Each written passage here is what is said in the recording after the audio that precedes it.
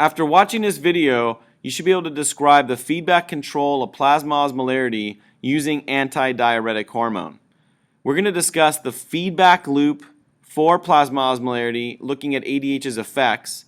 We're going to go into ADH's effects particularly on the kidney through the vasopressin 2 receptor, and then we're going to put it all together at the end looking at some very important clinical applications: dehydration, psychogenic polydipsia, central and nephrogenic diabetes insipidus, and syndrome of inappropriate ADH. Okay, so let's get started and take a look at the feedback loop first. All right, now remember, the controlled variable here is the plasma osmolarity. It's very tightly controlled. Changes as little as less than 1% stimulates changes in this feedback control system. Okay, so this is a really important thing to know, that this is tightly controlled under a very narrow range. Now, if we start at the top here, we have our hypothalamus. Hypothalamus has nuclei. Supraoptic and paraventricular nuclei are some important nuclei that have these big magnocellular neurons that make ADH, send the ADH down the pituitary stalk, which is depicted by this line connecting the hypothalamus and posterior pituitary. And when those axons terminate in the posterior pituitary, the nerve endings, the nerve terminals, can release ADH and be picked up by the blood. Okay? Now, sometimes also the posterior pituitary is called the neurohypophysis, just because of the neural nature of its contents. Now, pituitary gland, the posterior pituitary gland, releases ADH into the blood, and it circulates around and has some important effects. Now, for the purposes of this video, with respect to plasma osmolarity, the effects on the kidney are the critical effects. So if we look here at the kidney water reabsorption, okay, now these cells are in the collecting duct. They're actually called the principal cells. They have receptors for ADH, vasopressin 2 receptors, that stimulate water reabsorption. Okay, so the reason why there's a plus here is because if ADH goes up, water reabsorption goes up, and if ADH goes down, water reabsorption goes down. So that's a direct relationship indicated by this plus sign. Now, if we follow these three boxes down here coming off of water reabsorption, let's start over on the left. We see that there's a V dot, which represents the symbol for urinary flow rate, and it's a negative sign. So that means that if water reabsorption goes up, well, I'm going to have less urine volume come out. So that's a negative sign. If water reabsorption goes down, on the other hand, well, water reabsorption goes up. So see, that negative sign indicates an inverse relationship between water reabsorption and urinary flow rate.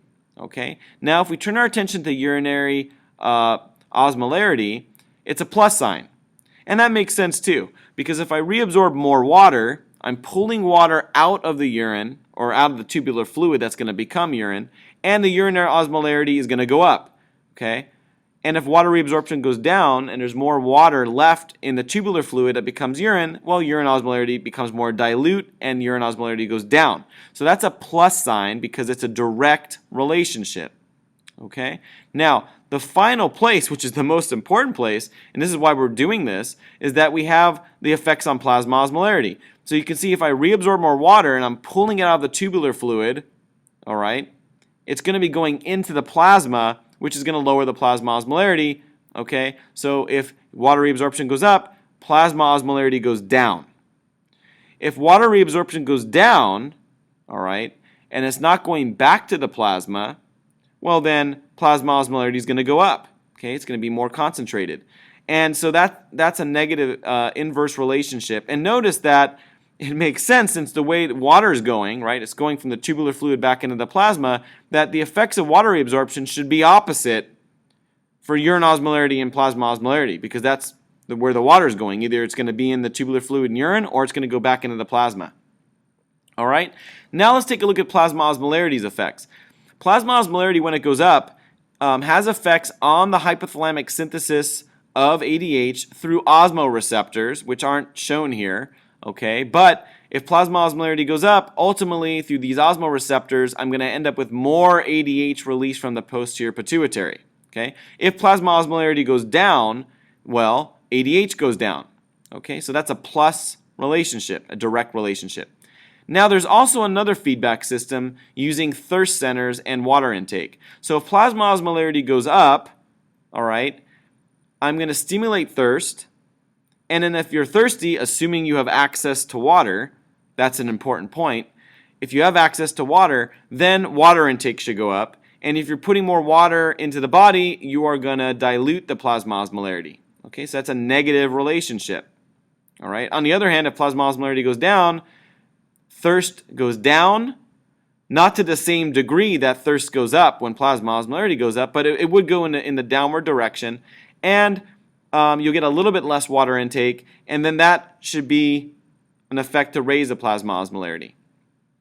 Okay, so you can see that what we have here are two parallel negative feedback systems, right? If I follow this loop with ADH and plasma osmolarity, I see that I only have one inversion, which is indicative of a negative feedback system, or an odd number of inversions. Okay, so I have one here, one's an odd number. I also follow this piosm loop through thirst and water intake, and I see again I have one inversion, that's an odd number of inversions, so that's also a negative feedback loop. So I have two parallel feedback loops that are going to help stabilize the plasma osmolarity and keep it in that narrow range. Okay. Now I want you to also notice a couple of other things here.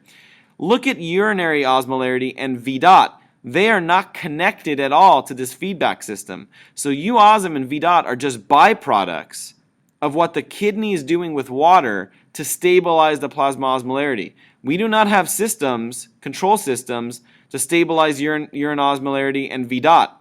We want these to actually fluctuate because that's reflecting changes in water handling, which is ultimately going to stabilize the plasma osmolarity. Okay, so again, these are not connected to the feedback system. All right. Another thing I want to point out, off to the side here, I have with a dotted dashed line that there is also a effect of blood pressure on ADH, and ADH effects on blood pressure through not just water reabsorption, but also through vasoconstriction through its other receptor called the V1 receptor. Now, the reason why I made this dotted here is that blood pressure control is not really a major sensitivity of this system with ADH. You really need a big change in blood pressure, and we're really talking about a downward drop in blood pressure, somewhere on the order of 10 to 15%, to get a stimulation of ADH to have this effect on vasopressin receptors and vasoconstriction.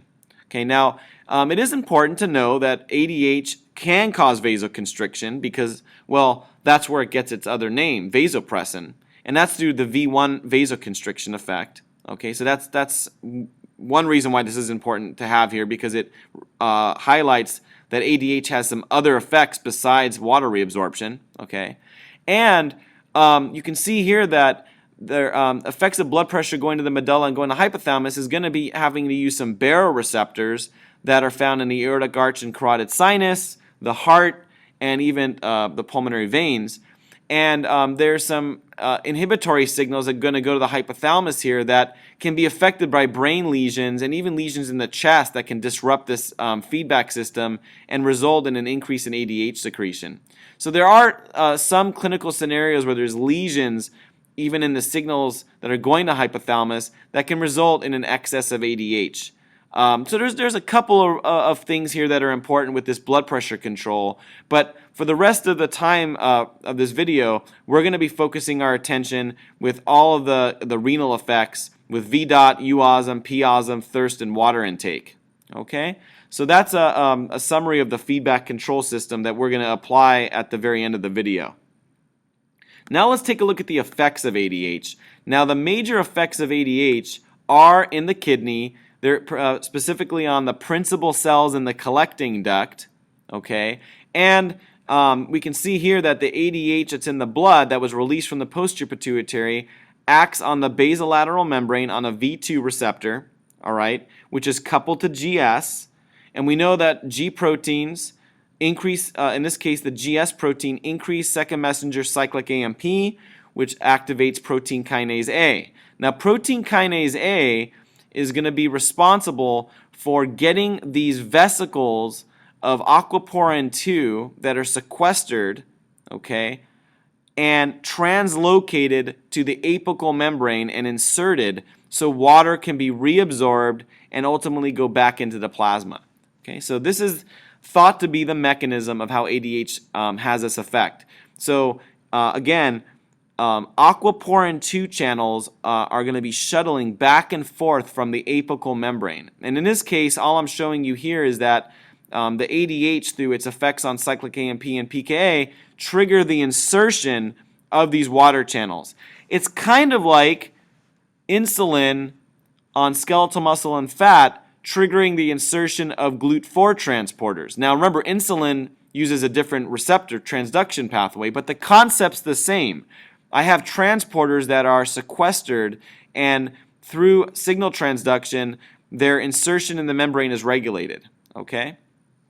So that's how ADH gets these aquaporin channels to be inserted in water to be reabsorbed. Now, of course, what drives the water gradient is going to be sodium reabsorption through the epithelial sodium channels on the apical membrane. And here I'm showing sodium going into the cell. And remember that there's a relatively low sodium inside the cell because of our basolaterally located sodium-potassium ATPase pump.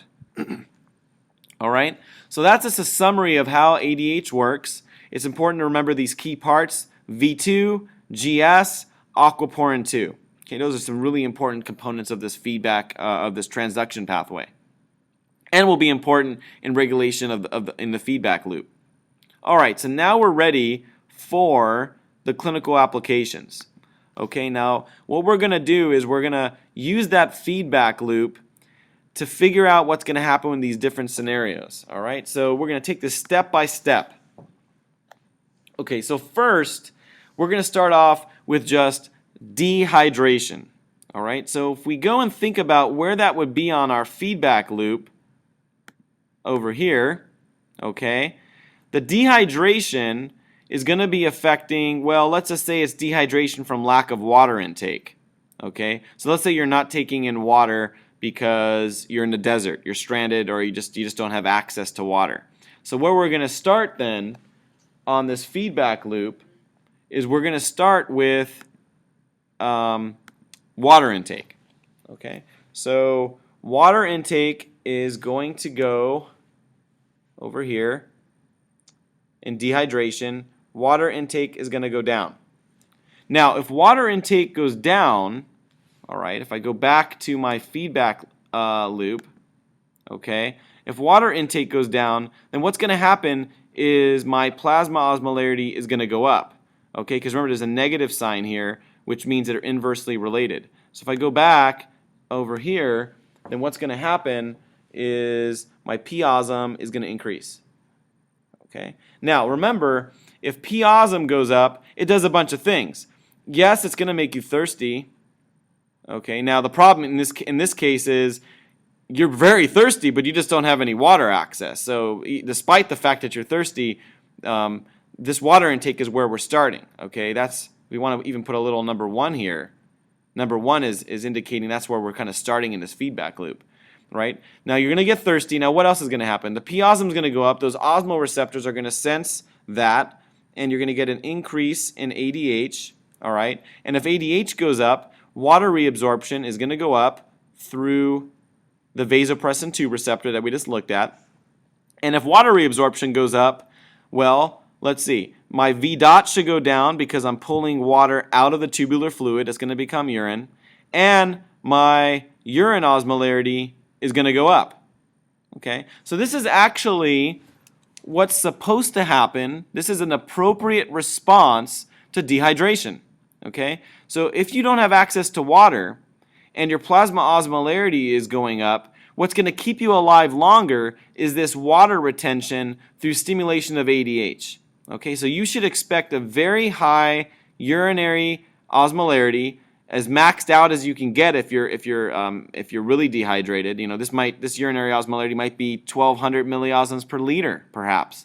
Okay, and even though your plasma osmolarity is you know, the ADH causing water reabsorption is trying to drive the plasma osmolarity down, your plasma osmolarity is still going to be high.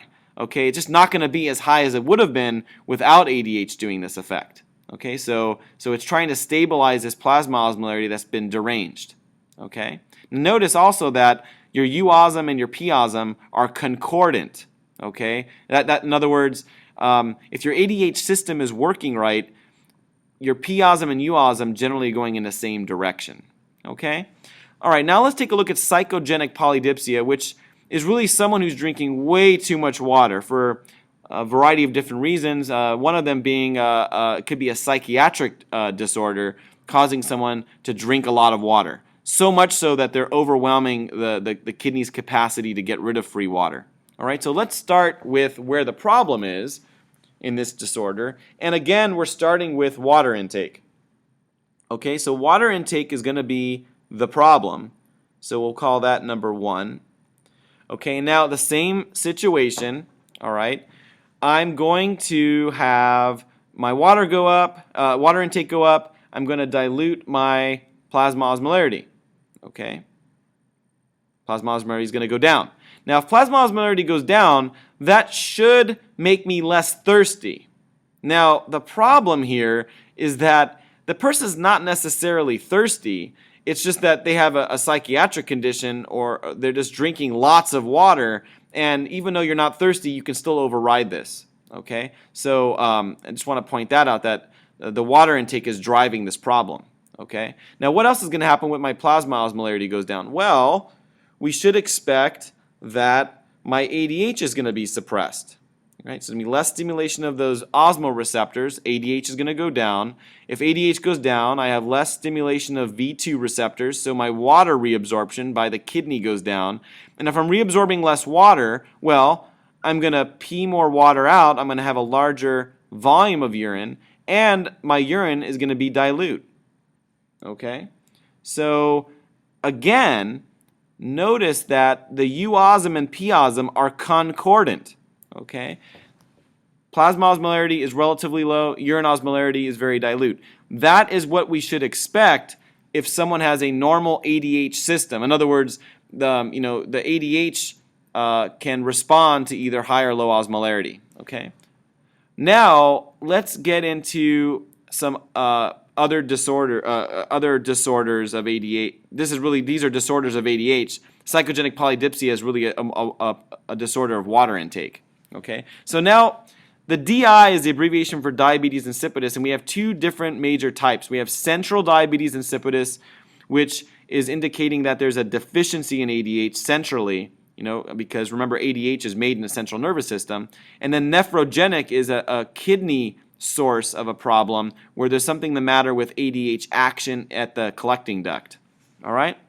So let's start with central DI first.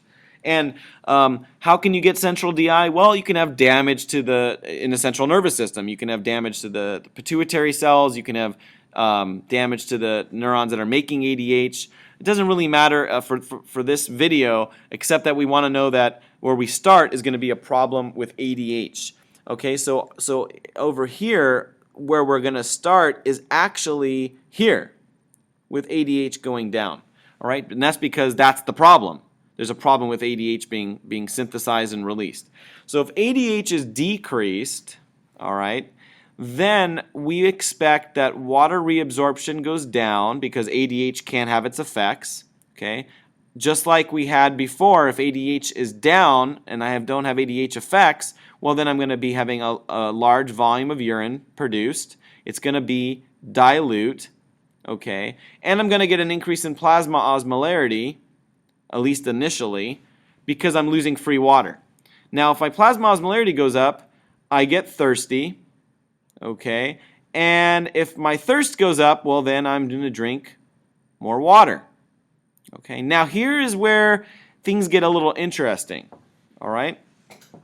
It could be, actually, it's commonly the case, if an individual with central diabetes insipidus has access to water and normal thirst centers that can sense thirst, the thirst center stimulation of water intake is so good that if someone's drinking enough water, this actually could end up making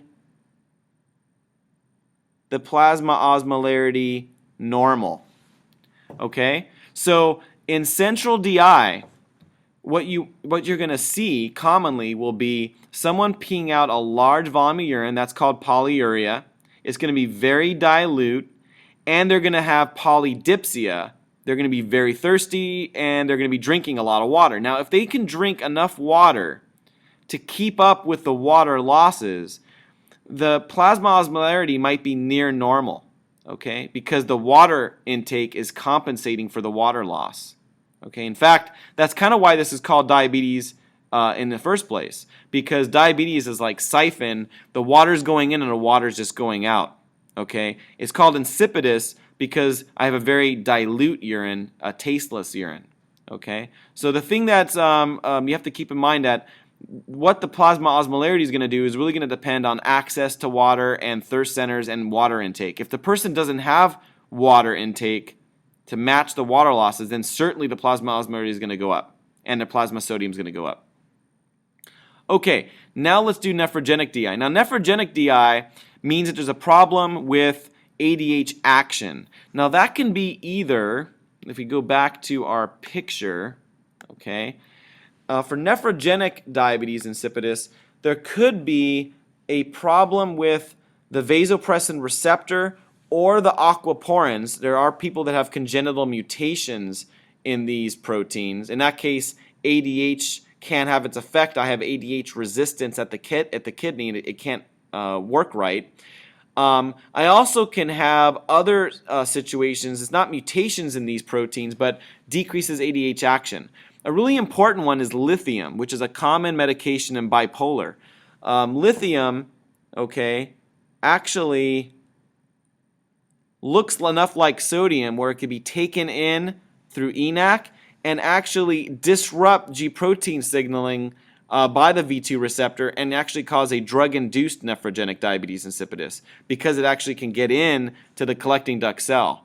Okay, so that's an important drug application. It's like an acquired nephrogenic diabetes insipidus. There are some other things too. If people have hypercalcemia, the high levels of calcium in the tubular fluid, they can act probably on their own receptors and also tone down ADH's effects. There's a number of different reasons, either congenital or acquired, that ADH doesn't work well. Okay, and we'll probably have another video talking about those in a little more detail. Okay, if we go back to our problem here, it doesn't really matter what caused the nephrogenic diabetes insipidus. The important point here is that we know where to start. And where I would start would be water reabsorption, okay? Because ADH, that's its major effect here. So that goes down, okay? I pee out a large volume of dilute urine, okay? Plasma osmolarity goes up, at least initially. Thirst goes up, water intake goes up, and remember, if there is access to water and the person can drink enough water to keep up with the water losses, the plasma osmolarity might actually, and plasma sodium might actually be normal, okay? Now, what's going to happen to ADH? Well, remember, if plasma osmolarity is increased, ADH is going to be increased. So if you look here, it's kind of interesting, right? The diabetes insipidus, if you don't look at ADH, look, it looks the same. The water reabsorption is down. I have a large volume of urine being produced. I have polyuria. It's dilute.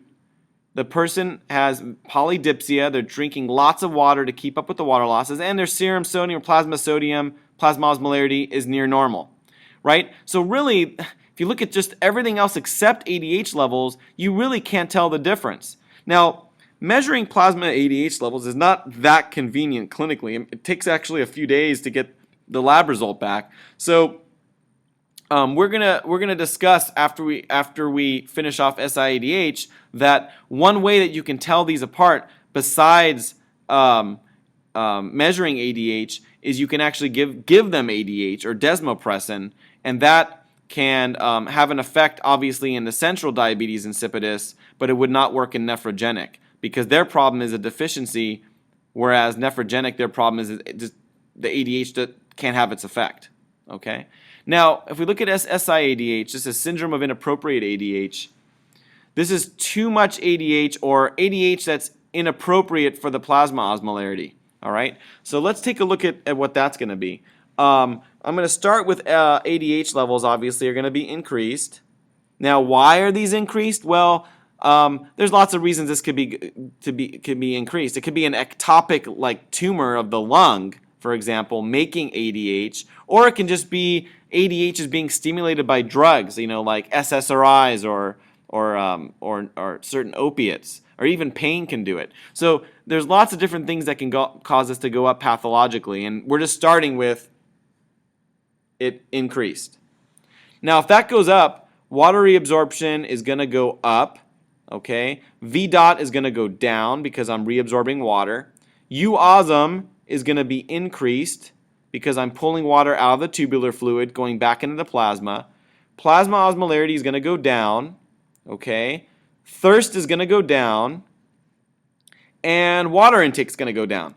Now, here is a case where it's not quite the opposite of our diabetes insipidus, okay? Thirst mechanisms are extremely powerful and very, very effective if you have access to water. And that's why we had the water intake restoring the plasma sodium and plasma osmolarity. It doesn't quite work well going the other way. So if plasma osmolarity goes down, yes, you're going to be less thirsty, but you're not going to shut down water intake enough to get the plasma osmolarity back to normal. So that's why I'm going to leave this actually down. Okay? So in SIADH, these individuals have a low plasma osmolarity and low plasma sodium that is not compensated by reduction in water intake. Okay, so individuals still drink enough water, get enough water intake in their diet that this is not restored. Okay, so that's an important difference between SIADH and the two types of diabetes insipidus. Okay, now what I also want to show you here is, look at this. For ADH systems that are intact, right? Remember we said that the plasma osmolarity and urine osmolarity are concordant? See how they're going in the same direction? Look at where I have ADH disturbances, right? I have a mismatch. I have a low urine osmolarity to a normal plasma osmolarity. That's not concordant, okay? Or maybe the plasma osmolarity is high if there's no water access. Same thing over here. I have a low urine osmolarity in spite of a normal plasma osmolarity, or maybe an increased plasma osmolarity if there's no water intake. And then over here, U-osm is high and P-osm is low, right? They're going opposite directions. So that is discordant, okay? They're not going in the same direction. And that's characteristic of an ADH disturbance, okay? So again, how do we differentiate some of these? Now, the ones that are hard to differentiate are, at first, psychogenic polydipsia and the diabetes insipidus, right? So you look over here, patient comes in, you don't have their ADH levels at all, right? Let's say you don't have that. All you know is that they're peeing a lot and they're drinking a lot. And what do? Well, we can get psychogenic polydipsia taken care of if we restrict water, right? If we take the water away, they have a normal ADH system, so we would expect ADH to start to go up, and they start to concentrate their urine a little bit, right? Because their problem is they're just drinking too much water. You take it away, all right? Now, once you get down to your diabetes insipidus, central nephrogenic, you can measure the plasma ADH, although that's not terribly convenient, and you can do a maneuver, like I mentioned just a little while ago, that if you give ADH in the form of desmopressin to these patients, right, the patient that's deficient in ADH is going to have a response, and the patient that is resistant to ADH is not going to have a response. It's kind of like type 1 and type 2 diabetes mellitus. Type 1 diabetes mellitus is an absolute insulin deficiency. Well, we give them insulin, they respond, right? If you gave someone who was insulin-resistant insulin, it's really not going to work as well. You're going to have to give a lot more insulin because the patient's resistant, right? So it's similar in that sense. I have an absolute ADH deficiency compared to a ADH resistance, okay? So hopefully this exercise of going through these different scenarios using our feedback loop that is depicted here really helps you start to plug in different types of disorders and what's going to actually happen. And it's a pretty useful thing to use in endocrinology if you're trying to figure out consequences of disease. Okay, so if we go back to the beginning, we talked about the feedback control of plasma osmolarity with our feedback loop. Plasma osmolarity is very tightly regulated. It's very small changes causes changes in the ADH system. ADH's effects are predominantly in the kidney through the V2 receptor, which we looked at in terms of signal transduction. There are other effects on vascular smooth muscle through a different receptor called the V1 receptor, which is coupled to GQ and raises calcium, causes vasoconstriction. It's not as important physiologically as the V2 receptor. And we just went through some important clinical scenarios of dehydration, psychogenic polydipsia, diabetes insipidus, and syndrome of inappropriate ADH. And that concludes this video on feedback control of plasma osmolarity.